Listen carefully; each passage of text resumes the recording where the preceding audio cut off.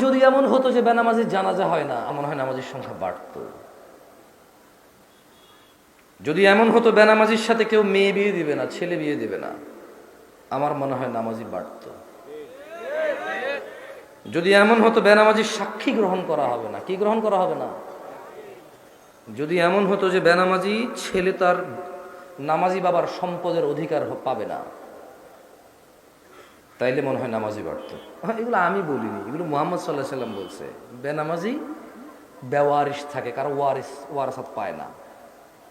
বেনামাজি কি পায় না? নামাজের ওয়ারাসাত পায় না, পৈতৃক সম্পত্তি পায় না। যে ছেলে নামাজ পড়ে না তার বাপের সে পৈতৃক সম্পত্তি পায় না, ইসলামে সে পায় না। সে মারা গেলে তার জানাজার নামাজ হয় না। বেনামাজি জামাই নামাজি বউ বিয়ে টিকে না হিসেবে। কারণ বাইনাল আবদি ওয়া বাইনাল কুফরি তারকুস সালাহ, বান্দা ও কুফরির মধ্যে পার্থক্য হচ্ছে নামাজ ছেড়ে দেওয়া। তো কাফের আর মুসলমানের তো বিয়ে টেকে না। বাইনাল আবদি ওয়া বাইনাশ শিরকি ওয়াল কুফর তারকুস সালাহ, বান্দা শিরিক আর কুফরির মধ্যে পার্থক্য হচ্ছে নামাজ ত্যাগ করা।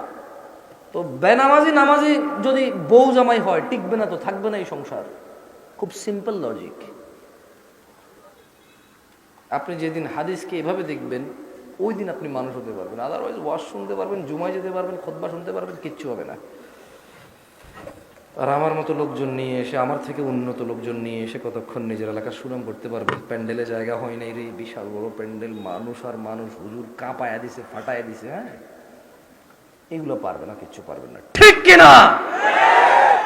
এই ঠিক কিনা? যতবার কমো ততবার ঠিক করবেন আপনারা, অভ্যাস হয়ে গেছে। কি ঠিক, এটা তো আমি কিছু বলি না, এমনি ঠিক কিনা বলছি। মানে আপনি মনে করতেছেন যে আমি আপনার ঠিক বা ঠিকের উপরে ডিপেন্ড করে এখানে কথা বলবো? জীবনও না। তাহলে আমাকে আওয়ামী লীগ করতে হবে অথবা বিএনপি করতে হবে, নেতা যা গেছে তা, বুঝলেন না? যদি আমি ইসলাম করি তাহলে তো নেতা যা বলে গেছে তা ঠিক না, তাহলে মুহাম্মদ সাল্লাল্লাহু আলাইহি ওয়াসাল্লাম। যাই হোক, এই মাহফিলে কে কি উদ্দেশ্যে আসছেন আমি জানি না, তবে এই মাহফিল থেকে কি নেওয়া যেতে পারে সেটা আমি জানি। আমি আপনাদের বলে দিচ্ছি, নিবেন না নিবেন আপনাদের ব্যাপার। কেমন? এই ভাই শোনেন, এই দিন নাই এখন, আর এগুলো থেকে বের হন। মানে আপনি, আপনার বাপ মারা যাবে, আমি যে আপনার আব্বারে জান্নাতে পৌঁছে দিব কোরআন তেলাওয়াত করে। হ্যাঁ, বছরে একবার মনে করবেন আমার দাওয়াত খাওয়ায় 500 টাকা যাবে দিবেন, আর আপনার আব্বার খুব উপকার করে ফেলতে পারবো আমি আমার জায়গা থেকে। এগুলো থেকে বের হন। এই ভ্রান্ত ধারণা। কি ধারণা? না না, আমি আপনার জন্য দোয়া করলে কিছু হবে না তা আমি বলতেছি না, বাট আপনি যে সিস্টেমের তারতিব সেটিং করে রাখছেন, যে স্ট্রাকচার দাঁড় করেছেন যে this is the only way, আপনার বাপের জন্য আমি হচ্ছি ওয়ে, এটা ঠিক না। এই ভ্রান্ত ধারণা থেকে বের হতে হবে। কেমন? দেখেন, আন আবি হুরায়রা রাদিয়াল্লাহু আনহু, আবু হুরায়রা রাদিয়াল্লাহু আনহু থেকে বর্ণিত, তিনি বলেন, ক্বালা রাসূলুল্লাহ সাল্লাল্লাহু আলাইহি ওয়াসাল্লাম, আল্লাহর রাসূল সাল্লাল্লাহু আলাইহি ওয়াসাল্লাম বলেছে, মান সালাকা তরিকান ইয়ালতামিসু ফীহি ইলমা, যে ব্যক্তি জ্ঞান অর্জনের জন্য পথ চলতে শুরু করলো, সাহহালাল্লাহু লাহু তরিকান ইলাল জান্নাহ, আল্লাহ তার জন্য জান্নাতের পথকে সহজ করে দেবে। এখন এই মাহফিলে আসা যদি জ্ঞান অর্জনের উদ্দেশ্য হয়, তাহলে যে জান্নাতে যেতে ফুলসিরাত পার হইতে হয়, সেই জান্নাতের ফুলসিরাত সহজ হবে ইনশাআল্লাহ। যদি আজকের এই উপস্থিতি আপনার ইলম অর্জনের উদ্দেশ্য হয়, তবে যেই জান্নাতে না গেলে জাহান্নামে প্রবেশ করতে হবে, অন্য কোনো অপশন নাই, সেই জান্নাতের পথ সহজ হবে।